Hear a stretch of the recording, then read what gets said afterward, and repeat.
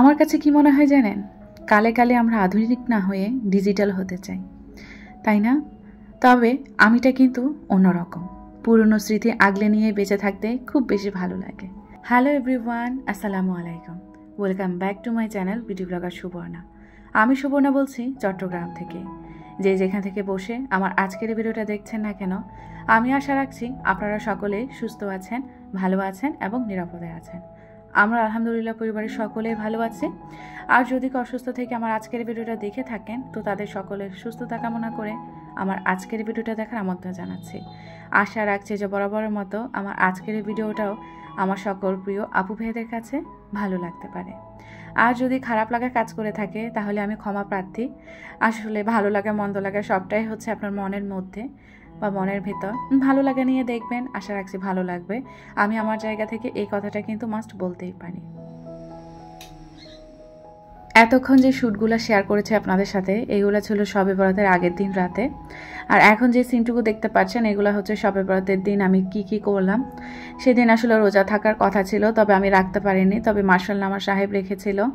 আমার শরীরটা হঠাৎ করে খুব বেশি খারাপ হয়ে গিয়েছিল। শবে বরাতের আগের দিন অনেক কাজ করেছিলাম, যার কারণে এত বেশি শরীর খারাপ হয়ে গিয়েছিল, শরীর ব্যথায় ঘুমাতেই পারিনি। আর সারা রাত তো জিকির আজগার নামাজ কালাম পড়েছি, এই জন্য একটু বেলা করেই উঠেছিলাম।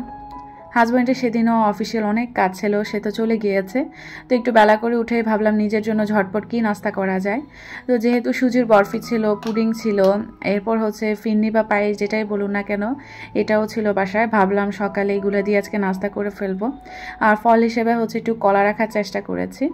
সকালবেলা এমন মিষ্টি মুখ করেছি, সারাটা দিনই আমার পুরো মিষ্টি মিষ্টি ছিল মুখটা। এত বেশি খারাপ লাগছিল, শরীরটা মনে হচ্ছিল। তো যাই হোক, আসলে বাসায় দেখা যায় কিছু না করতে ইচ্ছা করলে, শরীর খারাপ থাকলে ঝটপট যা থাকে সেগুলো দিয়ে করে ফেলে। আর সাহেব না থাকলে তো বলার কোনো কথাই নেই। বাবুরা তো এখনও ঘুমাচ্ছিল, তো আমি ভাবলাম আমি তাড়াহুড়ো করে নাস্তাটা করে ফেলে। তো এখানে হচ্ছে পুডিং, তারপর 1 পিস বরফি আর পায়েসটা সার্ভ করে নিলাম।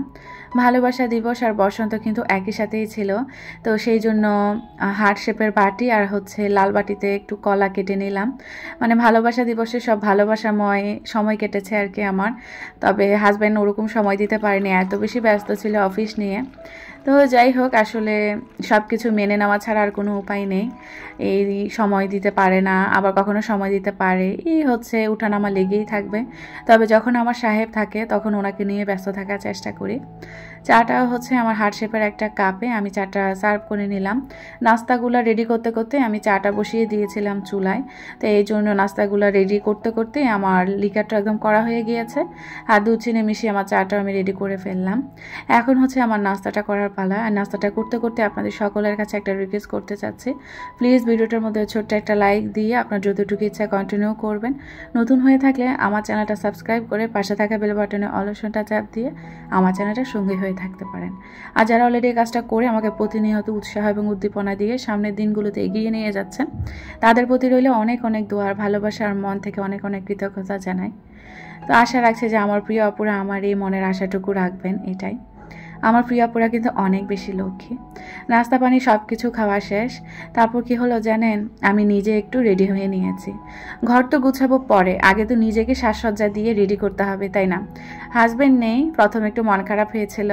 তবে আমার সাহেব কিন্তু ভালোবাসা আর ফাল্গুন উপলক্ষে আমাকে ফুল এনে দিয়েছিল, যেটা আমার এত বেশি ভালো লেগেছে। সারপ্রাইজড হয়ে গিয়েছি আর কি বলতে পারেন। সংসার জীবনে এগুলাই অনেক কিছু, ছোট ছোট চাওয়া পাওয়াগুলো নিয়ে বেঁচে থাকতে খুব বেশি ভালো লাগে। আমার সংসার জীবনে আমি আর কিছু চাই না। একটা ফুল, একটা কাচের চুড়ি, ছোট ছোট জিনিসগুলো এনে যদি খুশি রাখতে পারে, আর কি লাগে বলুন? মেয়েরা সংসার জীবনে ভালোবাসা পাওয়ার জন্য স্বামীর কাছ থেকে আসলে বেশি কিছু চায় না। আর অবহেলার কথা তো বাদই দিলাম, অবহেলা সামান্য জিনিসও করা যায়। আপনি দামি দামি জিনিস দিয়েও কিন্তু আপনার স্ত্রীকে আপনি কখনোই খুশি রাখতে পারবেন না। আপনার স্ত্রী তখনই খুশি হবে আপনার সুন্দর একটা কথা, আপনার সুন্দর একটা ব্যবহারে, আর এই যে 10 টাকা 20 টাকা বা 50 টাকা দামের কাচের চুড়িতে, আর হচ্ছে 30 টাকা দামের চটপটি আর ফুচকা, এগুলার কারণেই। আমি তো আসলে এসবেই খুশি হয়ে যাই, আমাকে বেশি খুশি করার জন্য বেশি কিছু লাগে না। তো যাই হোক, সংসার জীবন নিয়ে সুখ দুঃখের আলাপ করতে করতে এই ভিডিও সংক্রান্ত কথা বলতে ভুলেই গিয়েছি। নিজেদের খুব সুন্দর করে রেডি হয়ে নিলাম, সেটা আপনাদের সাথে শেয়ার করলাম। এরপর বলতে পারেন ডাইনিং টেবিলটা একটু গুছাতে চলে আসলাম। গতকালই আমার এই গ্লাস স্ট্যান্ডটা আমি ওয়াশ করেছিলাম, এটা সেট করা হয়নি, ভাবলাম আপনাদের সাথে একটু ভিডিও শেয়ার করব বলে। অনেক আপুরা আমার মাথা প্যারা খাচ্ছেন আমার এই গ্লাস স্ট্যান্ডটা কত, গ্লাস স্ট্যান্ড একটু ডিটেলস বলার জন্য। প্রায় সময় ব্লগে বলি, তবে ইদানিং এখন আর বলি না। তো ভাবলাম আজকে যেহেতু এই মোতাবেক কন্টেন্ট আপলোড করছি একটু বলি। আমার গ্লাস স্ট্যান্ডটা আমি মানে বছর হবে, 1-1.5 বছর হবে আমি যে কিনেছি।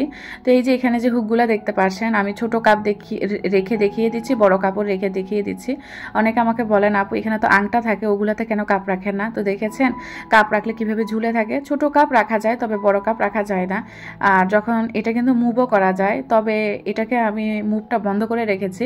এখন এমন অবস্থা হয়েছে যে এটা মাঝখান দিয়ে ওইখানে হচ্ছে নাট টাইপের আছে, নিচেরটার উপরেরটার সংযোগে ওই নাটটা আমি ঘুরাতে পারছি না, মানে লক হয়ে গিয়েছে, এই জন্য আমি ঘুরাতে পারি না। তাহলে কিন্তু এটা খুব সুন্দর ঘুরে ঘুরে আপনি এই যে কাপগুলো নিতে পারবেন।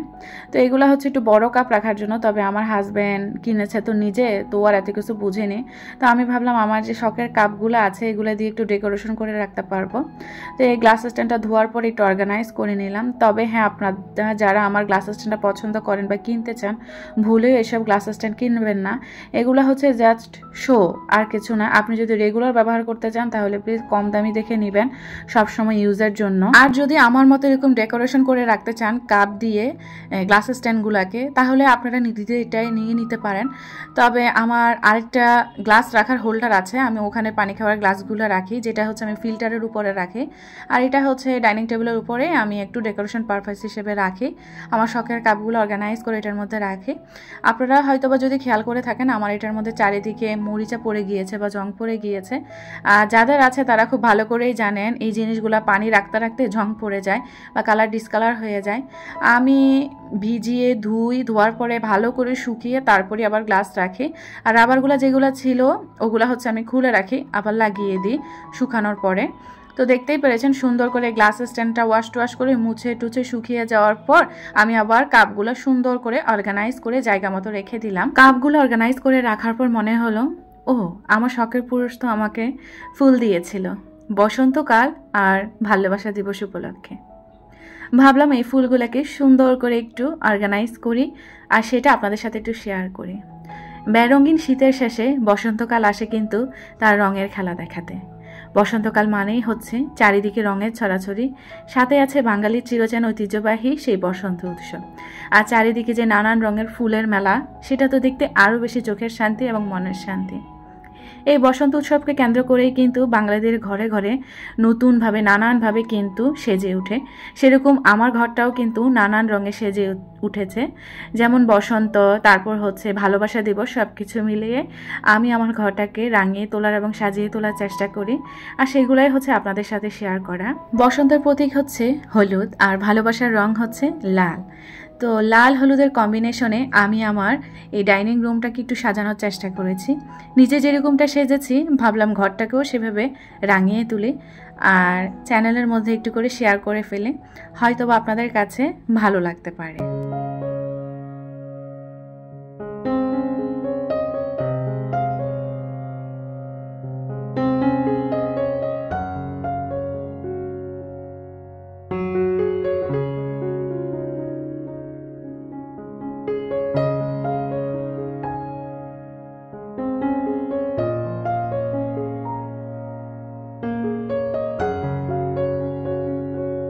এই ভিডিওটা যখন আমি করছিলাম তখন আমার মাথায় বারবার আসছিল আমার এই ছোট্ট সংসারটা শূন্য ছিল, 2টা বালিশ আর একটা তোষক দিয়ে শুরু ছিল, আর সেই সংসার আজ এতটুকুতে আসলো। আলহামদুলিল্লাহ। আসলে ওই যে বলে না যে ধৈর্য ধরতে হয়, ধৈর্য ধরে সংসার করেছি বলেই কিন্তু আজ এতটুকুতে আলহামদুলিল্লাহ। অনেকে আছে বিয়ের পরেই ধরে নেয় অনেক কিছু করবে, এটা জোড়াবে সেটা জোড়াবে, আসলে তাদের কোনোটাই হয় না, বরঞ্চ ঝগড়াই হয় খালি। তো ওই যে স্বামী স্ত্রী দুজনে মিলে হয়তো বা বুদ্ধি খাটিয়ে চলেছি ফিরেছি বলে আজ এতটুকুতে আলহামদুলিল্লাহ। অনেক কিছু দেখা যায় কি আমার হাজব্যান্ডের অমতে করি, কিন্তু পরে ঠিকই উনি বলে যে না, তোমার জোড়াজুড়িতেই আজ এই জিনিসটা জোড়ানো হয়েছে।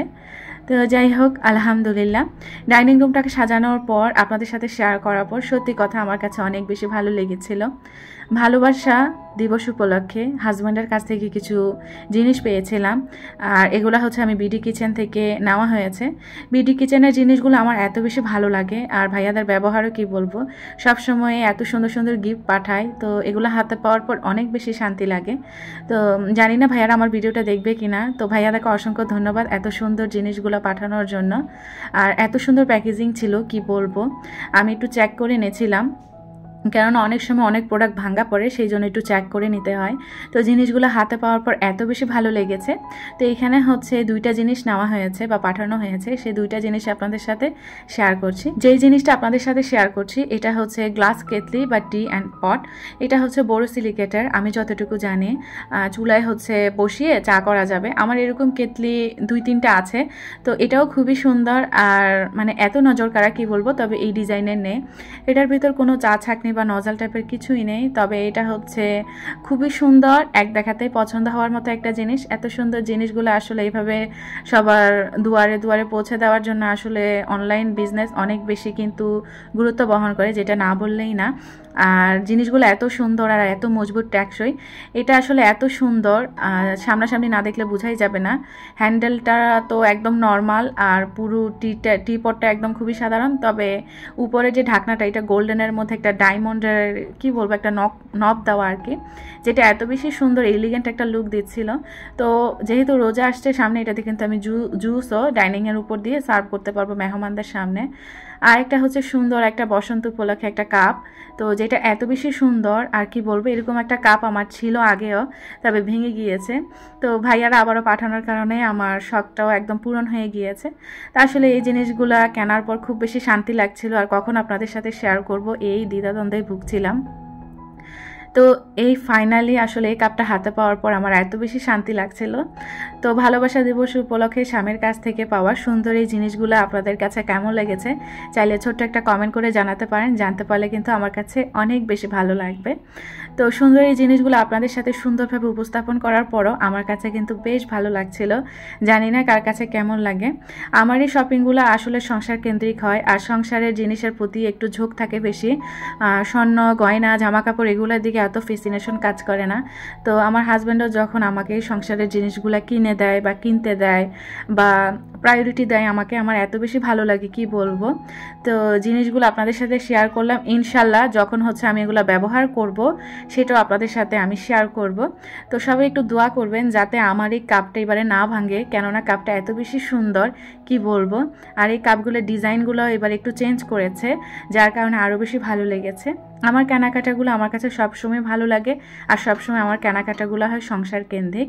তো আপনাদের সাথে শেয়ার করতে পেরেও আমার কাছে আসলে বেশ বেশ ভালো লাগে। ঘরে সকল কাজকর্ম শেষ করে কিচেনে চলে আসলাম। চিকেনটাকে হচ্ছে ছোট ছোট টুকরা করে নিলাম, আর হলুদ লবণ দিয়ে আমি হচ্ছে ফ্রাই প্যানে তেল দিয়ে একটু ভাজা করে নিচ্ছি। আর এখানে হচ্ছে আজকে সিলেটের যে ঐতিহ্যবাহী সাতকরা থাকে না, এই সাতকরা দিয়ে হচ্ছে ছোট ছোট করে এই যে চিকেনগুলো ভাজতে দিয়েছি ওগুলোকে হচ্ছে একটু মাখা মাখা ভুনা করব হালকা একটু পানিতে। ব্রয়লার মুরগিগুলো দেখা যায় কি ভাজা ছাড়া আমার ভালো লাগে না, তো ছোট ছোট টুকরা করে যদি এরকম ভুনা করা যায় টমেটো বেশি দিয়ে বেশ ভালো লাগে। যারা সাতকরা চিনেন না তাদের জন্য একটু সাতকরাগুলো দেখিয়ে দিলাম, লেবুর মতো হয়, অনেকে তো খেয়েছেন আবার অনেকে খানও নি। তো এই সাতকরাগুলো হচ্ছে আমার বড় নন্ন সিলেট থাকে, তো উনি ওখান থেকেই নিয়ে এনে দিয়েছে আমাদেরকে, অনেকগুলো এনে দিয়েছে। তো আমি যখন মন চাই ছোট মাছ বা চিকেন এভাবে খেয়ে থাকি। তো চিকেন রান্না করার জন্য একটু সাতকরা হচ্ছে টুকরা টুকরা করে নিয়েছি, বেশ পরিমাণ পেঁয়াজ কুচি, তারপর গরম মশলা তো আছে, রসুন বাটা আদা বাটার বেশ পরিমাণ টমেটো দিব। এই টমেটো সিজনে এরকম টমেটো বেশি দিয়ে মাখা মাখা এরকম ভুনা খেতে কিন্তু খুব ভালো লাগে। আমি এখন বেশিরভাগ তরকারিতে এরকম মাখা মাখা হচ্ছে মানে মাখা মাখা যে ভাবটা থাকে না ওইটা আনার জন্য একটু টমেটো বেশি দিই। তো এইখানে হচ্ছে আমি চিকেনগুলো ভেজে নেওয়ার পর উঠিয়ে নিয়েছি, আর একটু তেল দিয়েছিলাম, পেঁয়াজ কুচি গরম মশলা দিয়ে লবণ দিয়ে সতে করে নিয়েছি। এরপর হলুদের গুঁড়া মরিচের গুঁড়া তারপর হচ্ছে গরম মশলার গুঁড়া আর রেডিমিক্স যে মুরগির মাংসের মশলাটা আছে রাঁধুনি, ওটা পরিমাণ অনুযায়ী দিয়ে দিলাম। এরপর রসুন বাটা, আদা বাটা এগুলো তো দিয়েছি। তো এগুলা দিয়ে ভালো করে একটু পানি দিয়ে মশলাটা কষিয়ে নেওয়ার পরে আমি টমেটোগুলোও দিয়ে দিলাম। তো টমেটোগুলো একটু স্প্যাচুলা দিয়ে ম্যাশ ম্যাশ করে দিচ্ছি আমি। তারপর বলতে পারেন এখানে যে সাতকড়াগুলো আমি টুকরা করে রেখেছি সেগুলো দিয়ে দিলাম। তো এগুলো দিয়ে দেওয়ার পর ভালো করে আমি মশলাটাকে কষিয়ে তারপর চিকেনগুলো যে আমি ভেজে রেখেছি সেগুলো দিয়ে দিলাম।